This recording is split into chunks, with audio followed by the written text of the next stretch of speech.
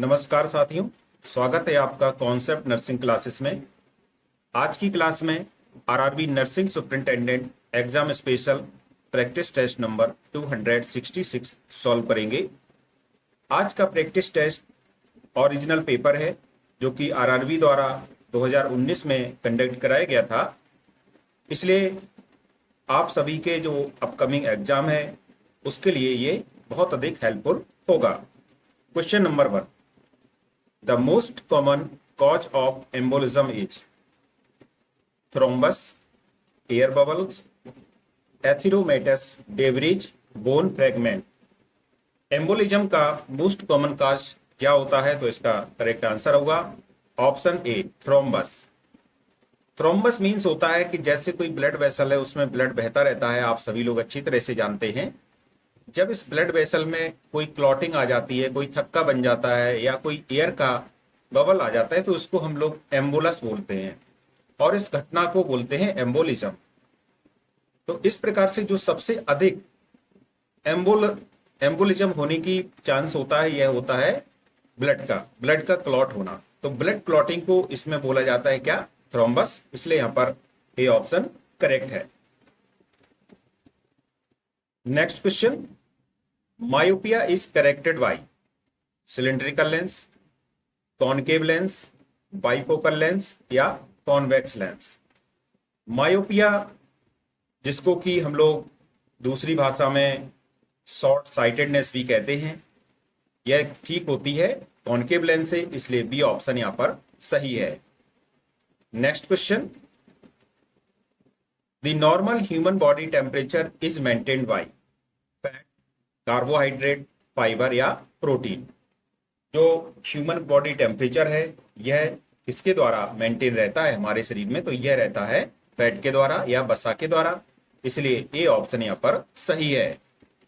Next question, fill in the blank दिया गया है, denotes one who never completed a pregnancy to the stage of viability. तो ऐसी women जिसने अभी तक की कोई प्रेगनेंसी कंप्लीट नहीं की है उसको क्या बोलेंगे? नलीपेरा, मल्टीग्रेविडा, प्यूरपेरा या नलीग्रेविडा। करेक्ट आंसर हो जाएगा ऑप्शन ए, नलीपेरा। नलीपेरा मीन्स होता है one who never completed a pregnancy to the stage of viability. तो इस प्रकार से ए ऑप्शन सही होगा। Next question, the process involved in the development of a mature ovum is called oogenesis, fertilization, gametogenesis, spermatogenesis। Correct answer is option A, oogenesis। Oogenesis is the process of development of a mature ovum। Next question, the larynx is closed, swelling, swallowing why। यानी कि निगलते समय जो लैरिंग्स होती है वो बंद हो जाती है। लैरिंग्स का मतलब है आपका स्वर यंत्र। ये किसके द्वारा बंद होती है? Epiglottis, cricoid cartilage, vocal cord, thyroid cartilage. Correct answer is option A, epiglottis. Next question, how are ECG changes presented in ischaemia and myocardial infarction as a small Q wave with an elevation in the ST segment and a peak or inversion in the T wave। बात इतनी है कि आपको आपके किसी relative को या कोई पेशेंट आपके पास आया है, मायोकार्डियल उसको होने की संभावना है या हो चुका है, तो ईसीजी में क्या चेंजेस आएगा, ऐसा क्वेश्चन यहां पर पूछा गया है। तो बी ऑप्शन है as an elevated PQRS। C option है as a larger Q wave and P wave, as a depressed ST segment. तो देखिए यहां पर इसका जो करेक्ट आंसर होगा ऑप्शन ए सही हो जाएगा कि ईसीजी में जो चेंजेस आएगा as a small Q wave. हम लोग जानते हैं एक इस प्रकार से नॉर्मल ईसीजी होता है PQRST, तो स्मॉल क्यू वेव हो जाएगी। ठीक है, और elevation in the ST segment. जो एसटी सेगमेंट में क्या होगा, एलिवेशन देखने को मिलता है। एंड ए पीक और inversion in the T wave, और जो टी वेव है इसमें इन्वर्जन देखने को मिल सकता है।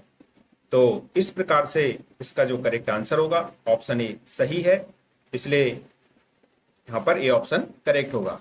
Next question,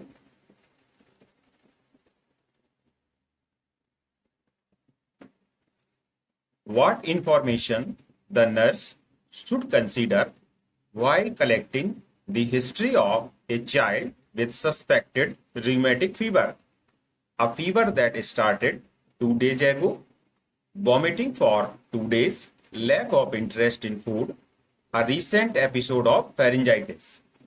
Correct answer is option D, a recent episode of pharyngitis. So what information the nurse should consider while collecting the history of a child with suspected rheumatic fever? तो एक बच्चे को यह सस्पेक्शन है, यह सस्पेक्टेड हो रहा है हम लोगों को कि इसको रीमेटिक फीवर हो सकता है। तो उसमें कुछ समय पहले कुछ बच्चे में यदि नर्स पूछेगी कि बेटा आपको कहीं फेरेंजाइटिस तो नहीं हुआ था, मीन्स इसमें जो गले में कोई प्रॉब्लम तो नहीं हुई थी या गले में सूजन तो नहीं आई थी, तो इस प्रकार से इसका डी ऑप्शन करेक्ट हो जाता है, क्योंकि जो सस्पेक्टेड रीमेटिक फीवर का जो लक्षण होता है यह होता है recent episode of pharyngitis. Next question, the storage form of carbohydrates in animals is starch, glycogen, glucose, heparin. तो यहाँ पर जो कार्बोहाइड्रेट होता है हम लोग जानते हैं अच्छी तरह से, जैसे कि ग्लूकोज भी एक कार्बोहाइड्रेट है, तो लास्ट में यह ग्लूकोज किस में कन्वर्ट हो जाता है और हम लोगों के काम आता है जब आवश्यकता पड़ने पर, तो ग्लूकोज जो है ग्लाइकोजन के रूप में स्टोर रहता है हमारे लीवर में, इसलिए बी ऑप्शन सही है। Next question, paedophilia is a form of child sexual abuse, physical abuse, verbal abuse या मेंटल एब्यूज? तो पीडोफिलिया का मतलब होता है चाइल्ड सेक्सुअल एब्यूज, इसलिए ए ऑप्शन सही है। Next question, the arterial blood gas analysis report shows that a decreased bicarbonate level and pH value denotes respiratory acidosis, metabolic acidosis, respiratory alkalosis and metabolic alkalosis. तो यहां पर बात इतनी है कि एबीजी एनालिसिस हुआ है, इसमें आपको बाइकार्बोनेट लेवल घटा हुआ मिल के आ रहा है, घट गया है, और पीएच वैल्यू डिक्रीज हो रही है and pH value denote, pH भी डिनोट हो रही है। तो देखिए जब पीएच डिनोट हो तो ये तो बिल्कुल कंफर्म हो चुका है कि यह एसिडोसिस है। अब ये देखना है कि रेस्पिरेटरी एसिडोसिस है या मेटाबॉलिक एसिडोसिस है। तो यहाँ पर जो ब्लड की नॉर्मल पीएच होती है 7.35 से 7.45 के लगभग होती है, तो यहाँ पर जो करेक्ट आंसर होगा, जब कार्बोनेट और पीएच ये दोनों इनका लेवल घट के आए, डिक्रीज हो, तो यह एक मेटाबॉलिक एसिडोसिस होता है, इसलिए यहाँ पर बी ऑप्शन सही होगा। Next question, isotope of cobalt is used in the treatment for which of the following disease? इनमें से किसके ट्रीटमेंट में कोबाल्ट के आइसोटोप का प्रयोग किया जाता है? Anaemia, cancer, goitre, AIDS. Correct answer is cancer के उपचार में कोबाल्ट के आइसोटोप का प्रयोग करते हैं, इसलिए बी ऑप्शन करेक्ट है। Next question, the relationship between two or more variables is called type 1 error, correlation, hypothesis या research। तो यहां पर टू और मोर वेरिएबल्स में जो रिलेशनशिप होता है इसको हम लोग क्या कहेंगे? कोरिलेशन बोलेंगे, इसलिए बी ऑप्शन सही है। Next question, what percentage does varnas of genitalia constitute by the rule of 9? Rule of 9 के अनुसार जो जेनाइटल एरिया होता है उसका कितना परसेंटेज होता है? 21%, 1%, 18% या 9%। तो यहां पर जो करेक्ट आंसर होगा ये होता है हम 1%। जेनाइटल एरिया का जब भी वर्ण 9 के नियम के अनुसार जो परसेंटेज होती है ये 1% होता है, इसलिए बी ऑप्शन करेक्ट है।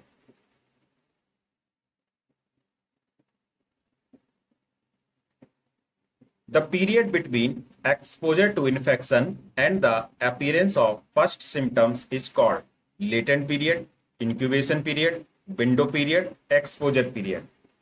करेक्ट आंसर हो जाएगा जब आपको इन्फेक्शन हुआ, किसी भी व्यक्ति को इन्फेक्शन हुआ, कोई कीटाणु ने हमला किया होगा तो इन्फेक्शन हुआ, तो कीटाणु उसके अंदर आ गया। अब जब इसके सिम्टम्स इसमें आ जाएं, इस पीरियड, जो एक पीरियड होता है, उसको हम लोग बोलते हैं incubation period. Next, the surgical removal of the entire content of the orbit including the eye walls and eyelids is evisceration, enucleation, exenteration या लेजर सर्जरी। तो करेक्ट आंसर हो जाएगा ऑप्शन सी, इसको बोलते हैं एक्सेंट्रेशन। इसमें एक सर्जिकल रिमूवल होता है, पूरे एंटायर आई का जो ऑर्बिट है उसको हटाना, इंक्लूडिंग द आई वॉल्स को हटाना एंड आई लिड्स को हटाना। This is called exenteration. So the correct answer is option C. Next question,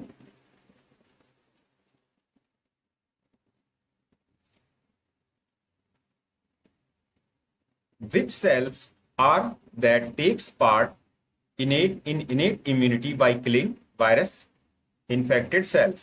Macrophage, T cells, NK cells, neutrophils। Correct answer हो जाएगा NK cells। यहां पर जो NK cells होती हैं, इसका जो फुल फॉर्म होता है, इनको बोलते हैं natural killer cells. Natural killer cells ये second line of defence mechanism है और 5 से 10%, करीब करीब लिम्फोसाइट का 5 से 10% इनका नंबर होती है टोटल लिम्फोसाइट की, और ये जो है red bone marrow, lymph nodes और स्प्लीन में प्रेजेंट होती हैं। तो यहाँ पर जो क्वेश्चन पूछा गया है कि which cells are that take part in innate immunity by killing virus infected cells. Virus infected cells को मारने के लिए जो इनेट इम्यूनिटी में भाग लेती हैं उनको क्या बोलते हैं? NK cells. एनके सेल्स का फुल फॉर्म क्या होगा? Natural killer cells. Next question, an accumulation of blood in the intrapleural space is called chylothorax, tension pneumothorax, pneumothorax, haemothorax. Correct answer is option D, haemothorax. बात जब भी blood की हो तो blood से संबंधित हमेशा हीम होगा। अब थोरेक्स का मतलब है प्लूरल कैविटी में क्या हो रहा है, यहां पर कुछ स्पेस में क्या आ रहा है, ब्लड आ रहा है। तो ब्लड यहां पर आप देख सकते हैं हीमो से संबंधित एक ही ऑप्शन है, इसलिए ये हमारा ऑप्शन सही हो जाएगा। Next question,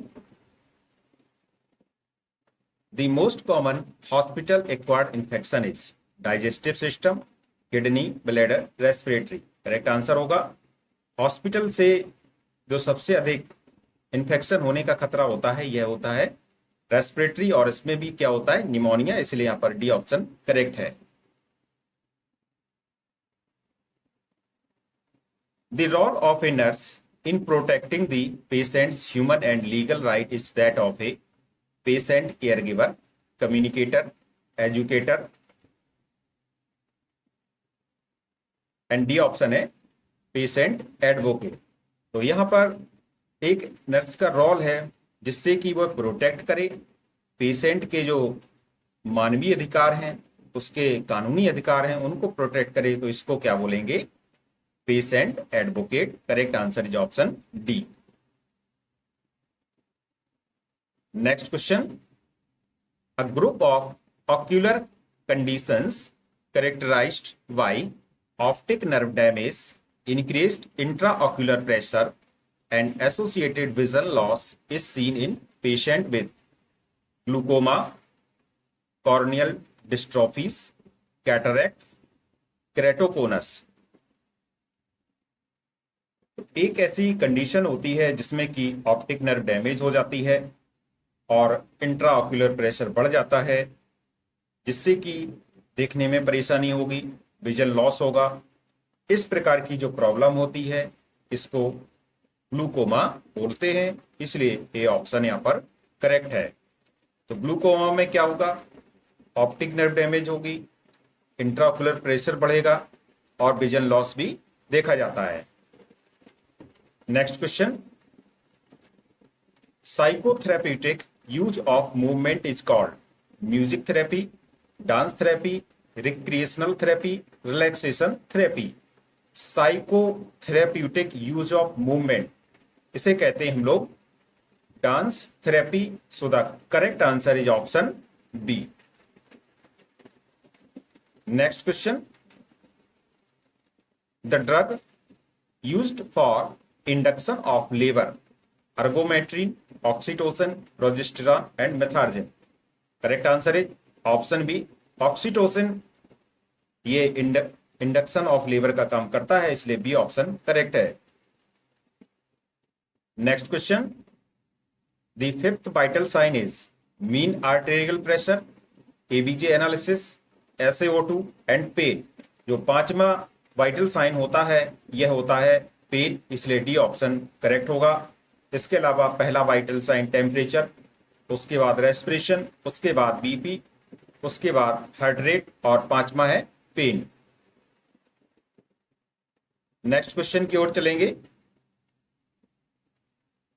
N exact written report of the conversation between the nurse and the patient is process report, process record, non verbal record and nurse record. Nurse और पेशेंट के बीच में जो कन्वर्सेशन होता है उसका एक रिटन रिकॉर्ड रहेगा, उस रिटन रिकॉर्ड को हम लोग क्या बोलेंगे, process record. B option is correct. Next question, the innermost layer of the heart is called myocardium, visceral pericardium, endocardium, pericardium. हृदय की, हार्ट की जो इनरमोस्ट लेयर होती है यह होती है एंडोकार्डियम, इसलिए सी ऑप्शन करेक्ट है। Next question, during the implementation phase of a nursing process, a nurse needs to be competent in which of the following skills? तो इम्प्लीमेंटेशन करना है एक नर्सिंग प्रोसेस का, तो नर्स को इनमें से कौन सी स्किल में दक्ष होना चाहिए, निपुण होना चाहिए? Cognitive skills, interpersonal skills, psychomotor skills, all of the above. Correct answer is option D, ये सभी नर्स में गुण होने चाहिए, कॉग्निटिव, इंटरपर्सनल और psychomotor. So the correct answer is option D. Next question, which of the following is transmitted by rodents? Hepatitis A virus, polio virus, Norwalk virus, Ebola virus. Rodents का मतलब होता है कुतरने वाले जंतु, जैसे कि छछूंदर हो गया और आपका चूहा, ये रोडेंट्स में आते हैं। तो इसका जो इनमें जो फैलाने का तरीका होता है, ये ट्रांसमिटेड करते हैं, क्या किस प्रकार से ट्रांसमिट करते हैं? तो ये करेक्ट आंसर होगा ऑप्शन डी, इबोला वायरस को ट्रांसमिट करते हैं। Next question, which mode of inheritance is found in cystic fibrosis? Autosomal recessive, autosomal dominant, multifactorial inheritance, X linked recessive. तो यहां पर बात हो रही है यहाँ पे सिस्टिक फाइब्रोसिस की। तो सिस्टिक फाइब्रोसिस का जो इनहेरिटेंस होता है, इनहेरिटेंस का मतलब है कि माता पिता से बच्चे में कोई बीमारी पहुंच रही है, तो इसको इनहेरिटेंस बोलते हैं। तो यहाँ पर एक बीमारी ये भी होती है सिस्टिक फाइब्रोसिस, जिसमें जो शरीर के लिक्विड पोर्शन होता है, जैसे कि म्यूकस हो गया और सलाइवा हो गया, ये बहुत अधिक क्या हो जाता है, चिपचिपा हो जाता है, स्टिकी हो जाता है, गाढ़ा हो जाता है। तो यह बीमारी ऑटोसोमल रिसेसिव होती है। तो ए ऑप्शन यहाँ पर करेक्ट होगा। Next question, which is a perception disorder? Delusion, apathy, hallucination या ऑब्सेशन? तो यहां पर जो पर बात हो रही है परक्यूशन डिसऑर्डर की, परसेप्शन डिसऑर्डर की, तो इसका करेक्ट आंसर होगा ऑप्शन सी, हेल्यूसिनेशन एक प्रकार का परसेप्शन डिसऑर्डर होता है और कई प्रकार के हेल्यूसिनेशंस होते हैं, जैसे टेक्टाइल है, जैसे कि किसी ने छू लिया है जबकि छुआ ना हो, कुछ व्यक्ति को सुनाई दे रहा है जबकि किसी ने कुछ बोला ही नहीं हो, या कुछ उसको अपने स्वाद महसूस हो रहा है या कुछ उसको दिख रहा है। तो ये सब क्या होता है? ये सब परसेप्शन होता है। तो जनरली परसेप्शन हेल्यूसिनेशन कहलाता है। नेक्स्ट क्वेश्चन की ओर चलेंगे। Which is the most important drug in the treatment of organophosphate poisoning? Diazepam, acetylcysteine, adrenaline, atropine sulphate. Organophosphate poisoning में जो इंपोर्टेंट ड्रग है ट्रीटमेंट के लिए यह होती है और atropine sulphate. So the correct answer is option D. The overall plan or blueprint for answering the research question is called research design, hypothesis, sample analysis. Correct answer is option A, research design. Next question. Which one of the following entities is not included in COPD? Asthma, chronic bronchitis, emphysema, pneumonia. तो यहां पर COPD में कौन सी बीमारी सम्मिलित नहीं की जाती है? तो सीओपीडी का मतलब होता है कि जैसे कि किसी की श्वास नली में सूजन आने के कारण हवा का आदान प्रदान, एयर ब्लॉक होने लगती है, अच्छी तरह से फेफड़ों के पास हवा नहीं पहुंच पाती है, तो इसको सीओपीडी से संबंधित बीमारी होती है ये। तो अस्थमा है सीओपीडी में, क्रोनिक ब्रोंकाइटिस भी होती है और एम्फाइसीमा होती है, जबकि यह जो निमोनिया होती है सीओपीडी से संबंधित नहीं है, इसलिए डी ऑप्शन करेक्ट है। Next question, vaginal acidity is maintained by streptococcus, Doderlein bacilli, mucobacilli, acidobacillus. Vagina की एसिडिटी किसके द्वारा मेंटेन रहती है? क्योंकि वेजाइना का जो मीडियम होता है यह एसिडिक होता है और यह जो मेंटेन रहती है इसको कहते हैं doderlein bacilli. So the correct answer is option B. Next question, अगले प्रश्न पर चलने से पहले एक बात आपको और समझा दे रहे हैं कि आज का पेपर ओरिजिनल फॉर्म में आपके सामने है, इसलिए नर्सिंग में आप समझ सकें कि आरआरबी में किस प्रकार का पेपर आता है। और जिस भी स्टूडेंट्स को इस प्रकार की और अन्य पीडीएफ चाहिए हो तो इस नंबर पर व्हाट्सएप करें 9450783554। उसको 50 पीडीएफ मिलेगी। स्टूडेंट को जो भी पीडीएफ लेगा 50 पीडीएफ मिलेगी और सभी में 50 क्वेश्चंस होंगे। नॉन नर्सिंग, नर्सिंग दोनों पोर्शन से संबंधित क्वेश्चन इसमें दिए जाएंगे और इसका जो चार्जेस है 350 रुपीज इसका कंप्लीट चार्ज होगा। तो जिसको भी पीडीएफ लेना हो वह इस नंबर पर कॉल या व्हाट्सएप कर सकते हैं। The primary purpose of administering corticosteroid to the child with nephrotic syndrome to increase blood pressure, to decrease proteinuria, to prevent infection, to reduce inflammation. तो एक प्राइमरी पर्पज है क्या कॉर्टिकोस्टेरॉइड देने का चिल्ड्रन में, उसको की नेफ्रोटिक सिंड्रोम की बीमारी है। तो नेफ्रोटिक सिंड्रोम में क्या होता है कि यूरिन के साथ प्रोटीन बहुत अधिक मात्रा में आएगा, तो इसको to decrease the proteinuria, proteinuria को डिक्रीज करने के लिए कॉर्टिकोस्टेरॉइड बच्चों में देते हैं। Next question, atropine sulphate is administered before electroconvulsive therapy. Electroconvulsive therapy means ECT देने के लिए एट्रोपिन सल्फेट दी जाती है। क्यों? To relax muscles, to alleviate anxiety, as a short acting anaesthetic, to to reduce secretion. तो देखिए, आप भी जानते हैं कि जब कोई पेशेंट बहुत अधिक डिप्रेशन में चला जाता है, कोई अधिक मानसिक बीमार हो गया, दवाओं से ठीक नहीं हो रहा है, तो उसको ईसीटी देते हैं, जिसको सामान्य भाषा में कहते हैं कि बिजली के झटके देना।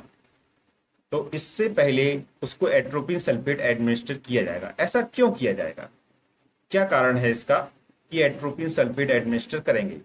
तो इसका कारण होता है रिड्यूस सीक्रेशन। जो भी उसके सीक्रेशंस हो रहे हैं शरीर में, वो रिड्यूस हो सकें, इसलिए इस प्रकार से देने का ये प्रोसीजर होता है कि पहले एट्रोपिन सल्फेट दे दिया जाए, जिससे कि उसके जो सीक्रेशंस हैं वो कम हो सकें और आगे की प्रोसेस की जा सके। नेक्स्ट क्वेश्चन,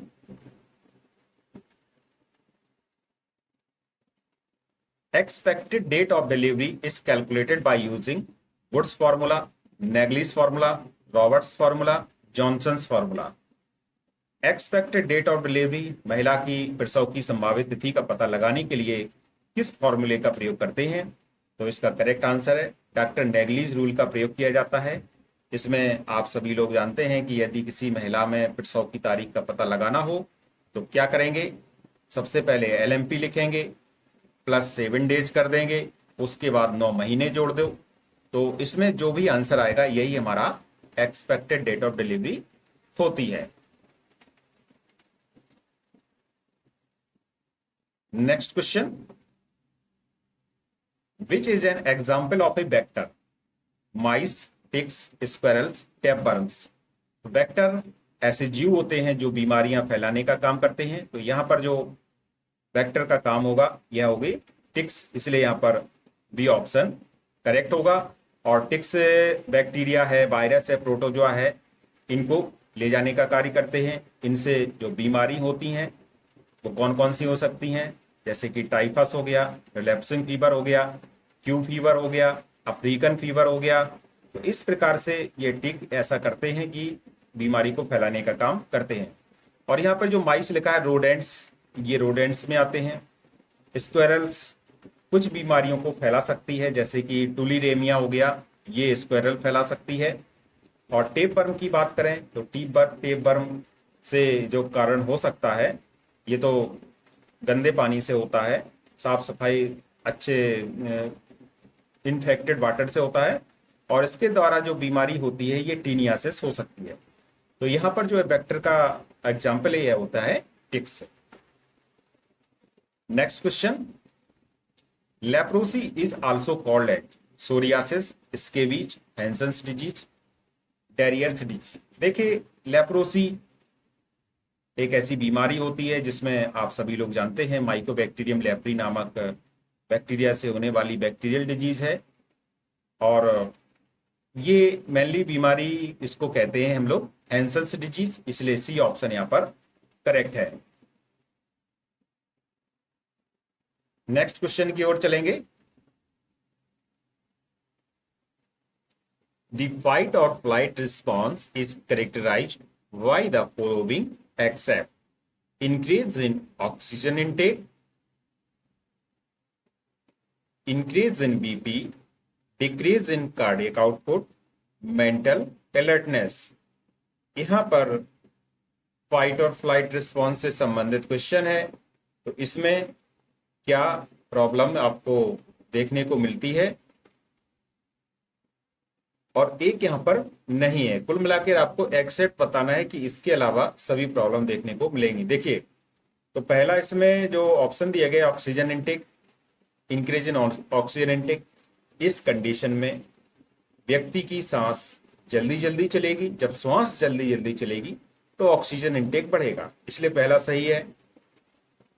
दूसरा ऑप्शन है यहां पर इंक्रीज इन बीपी, ये भी होता है। टेंशन हो गई, अचानक कोई आपके सामने कोई प्रॉब्लम हो जाए तो बीपी बढ़ जाता है। तीसरा है इसमें डिक्रीज इन कार्डियक आउटपुट। देखिए, क्या होगा जब अचानक से आप चौंक जाते हैं तो हार्ट रेट बढ़ेगी। जब हार्ट रेट बढ़ेगी तो कार्डियक आउटपुट कम नहीं हो सकता है, क्योंकि कार्डियक आउटपुट का जो फॉर्मूला होता है stroke volume into heart rate होगा। तो हार्ट रेट बढ़ रही है इसलिए कार्डियक आउटपुट बढ़ेगा, इसलिए यही आंसर यहाँ पर सही होगा। मेंटल अलर्टनेस भी इसमें देखने को मिलती है। हम लोगों को एक्सेप्ट में बताना था, इसलिए सी ऑप्शन करेक्ट है। Next question, increased glucose tolerance is seen in hypopituitarism, hyper इंसुलिनिज्म, hypothyroidism, all of the above. Glucose tolerance यह किन कंडीशन में, किस कंडीशंस में बढ़ जाता है? तो ये सभी कंडीशंस में बढ़ जाता है। हाइपोपिट्यूटरिज्म में भी बढ़ेगा, और हाइपर इंसुलिनिज्म और हाइपोथायराइडिज्म, ये सभी कंडीशन ग्लूकोज टॉलरेंस को बढ़ाने का कार्य करती हैं। Next question, the sterilisation of glasswares is done through fumigation, disinfection, dry heat, moist heat. Glasswares का, कांच के जो भी सामान होते हैं, इक्विपमेंट होते हैं, उनको स्टेरलाइज करने के लिए इसका प्रयोग करते हैं। तो इसका प्रयोग किया जाता है ड्राई हीट का। Option C is correct. Next question, sociology helps nurses to know about personal life, social life, community, and fourth option है इसमें पॉलिटिक्स। तो देखिए, सोशियोलॉजी नर्स की किस प्रकार से हेल्प करती है? पर्सनल लाइफ, वैसे भी किसी के पर्सनल लाइफ में नहीं झांकना चाहिए, तो ये तो हो ही नहीं सकता है। कम्युनिटी, कम्युनिटी में बहुत से लोग हैं, उसको क्या हेल्प करेगी? तो ये जो उसका आंसर है वह सबसे अच्छा आंसर ये है सोशल लाइफ। सोशियोलॉजी एक नर्स को सोशल लाइफ में, सोशल लाइफ के बारे में जानने में हेल्प करती है, इसलिए नर्सेस को सोशियोलॉजी पढ़ाई जाती है। Next question, what is the number of chromosomes present in the gametes, egg and sperm of human beings? No chromosome, one set of chromosome, 22 pairs of chromosomes, 3 set of chromosomes. तो देखिए, chromosome की संख्या gametes में कितनी होती है? तो gametes ये 2 प्रकार के होते हैं, आप अच्छी तरह जानते हैं। एक तो होता है मेल गैमीट और एक होता है फीमेल गैमीट। इनमें अलग अलग संख्या के बारे में पूछा जाएगा तो टोटल जो मनुष्य में गुणसूत्र होते हैं, ये होते हैं 46, जिसको कि 23 पेयर्स में होते हैं, जिसमें कि 22 जोड़ी जो 22 पेयर्स होते हैं, ये मेल और फीमेल में बराबर होंगे। उसके बाद जो अंतिम पेयर होता है XY और XX, यही निर्धारित करता है कि लड़का होगा या लड़की होगी। तो इसमें निर्धारण तो इससे हो गया, 46 जोड़ी गुणसूत्र हो गए, 46 गुणसूत्र हो गए, 23 जोड़ी में हो गए, 22 सेम हो गए, तो उनको ऑटोसोमल बोलेंगे। और लास्ट के को बोलते हैं सेक्स क्रोमोसोम। तो यहां पर जो गैमिट्स होते हैं, स्पर्म हो या एग हो, इसमें एक सेट पाया जाता है, पूरा एक सेट पाया जाता है। तो जैसे कि एक सेट इसमें हो गया, पूरा एक सेट इसमें हो गया और एक सेट इसमें हो गया, तभी जो जनरेशन पैदा होगी, तभी तो उसमें 46 गुणसूत्र बनेंगे। एक सेट यहां से आएगा, एक सेट यहां से आएगा, इस प्रकार से इनकी क्या हो जाती है, पेयरिंग हो जाती है। तो इस प्रकार से करेक्ट आंसर होगा option B. Next question, which of the following enzymes is not involved in the digestion of carbohydrate? इनमें से कौन सा ऐसा एंजाइम है जो कार्बोहाइड्रेट के डाइजेशन में इन्वॉल्व नहीं रहता है? लैक्टेज, सुक्रेज, एमाइलेज या लाइपेज। तो यहां पर जो लाइपेज एंजाइम्स होता है, ये फैट के डाइजेशन में काम आता है, ना कि कार्बोहाइड्रेट के। और जो कार्बोहाइड्रेट का डाइजेशन होता है, लैक्टेज से भी होता है, आप अच्छी तरह समझते हैं। लैक्टोज शुगर सुक्रेज से भी होता है, अच्छी तरह नाम सुना होगा, सुक्रोज शुगर। एमाइलेज अच्छी तरह नाम सुना होगा, ठीक है। इस प्रकार से लाइपेज का जो काम होता है, यह होता है फैट को तोड़ना, फैट का डाइजेशन करना, फैट को छोटे छोटे पार्टिकल्स में टूटना, जिससे कि फैट का हाइड्रोलिसिस हो जाए और फैट हमारी बॉडी के काम आ सके। यही काम होता है लाइपेज का। Next question, the legal definition of death that facilitates organ donation pertains to the cessation of pulse, respiration, circulatory and respiratory functions of the brain in its entirety। जो डेफिनेशन है, लीगल डेफिनेशन है death की, जिसके बाद आगे की क्रिया होती है, आगे का जो प्रोसेस होता है ऑर्गेन डोनेशन का, उसको किया जा सके, तो ये होता है जब तक आपका ब्रेन का जो एंटायर फंक्शन है वो रुक ना जाए। तो ब्रेन के एंटायर फंक्शंस का स्टॉप होना, यही लीगल डेफिनेशन ऑफ डेथ होती है। सो the correct answer is option D. Next question, intraosseous drug administration is typically used for children critically ill under 6, critically ill over 6, under age 6, over age 6। इंट्राऑसियस drug administer किया जा रहा है एक बच्चे में, तो यह किस लिए किया जाता है? तो यह एक इमरजेंसी सिचुएशन में ही ऐसा करते हैं बच्चों में, और या तो बच्चा बहुत अधिक बीमार हो या बच्चा 6 वर्ष के नीचे का हो, कोई इमरजेंसी सिचुएशन आ जाए, तो इसमें क्या है, एक नीडल के द्वारा कोई दवा उनके बोन्स में डाली जाती है। तो इंट्राऑसियस का मतलब होता है जब बोन में कोई दवा इन्फ्यूज की जाए तो उसको इंट्राऑसियस बोलते हैं। तो इस प्रकार से ए ऑप्शन यहाँ पर सही हो जाएगा, critically ill under 6। Next question, cerebrospinal fluid means CSF किससे निकलता है? Spinal cord, choroid plexus, cerebrum या सेरिबेलम। तो यहां पर बी ऑप्शन सही हो जाएगा, कोरैड प्लेक्सस से सीएसएफ निकलता है। Next question, the first nursing philosophy on health maintenance and restoration was established by Clara Barton, Dorothy Dix, Mary Eliza Mahoney, Florence Nightingale. Correct answer हो जाएगा इसका ऑप्शन डी, सबसे अच्छा आंसर है Florence Nightingale. The first nursing philosophy on health maintenance and restoration was established by Florence Nightingale. Next and last question है आज के प्रैक्टिस टेस्ट का, और जो इसका शेष प्रैक्टिस टेस्ट बचेगा जिसमें कि संबंधित नॉन नर्सिंग पोर्शन भी आएगा, उसको अगले क्लास में कराएंगे। तो ये लास्ट क्वेश्चन देखते हैं क्या है, which one of the following is the scope of nursing research? इनमें से नर्सिंग रिसर्च का स्कोप कौन सा है? To develop the concept, to develop the assessment, to develop the answer, to develop the knowledge. तो करेक्ट आंसर होगा nursing research का जो इसमें पूछा गया था, scope of nursing research is to develop the knowledge. Knowledge को डेवलप करना, यही स्कोप है नर्सिंग रिसर्च का। तो आज की प्रैक्टिस टेस्ट यहीं पर समाप्त की जाती है। यदि आपको पसंद आए तो please like, comment and subscribe my channel. Thank you.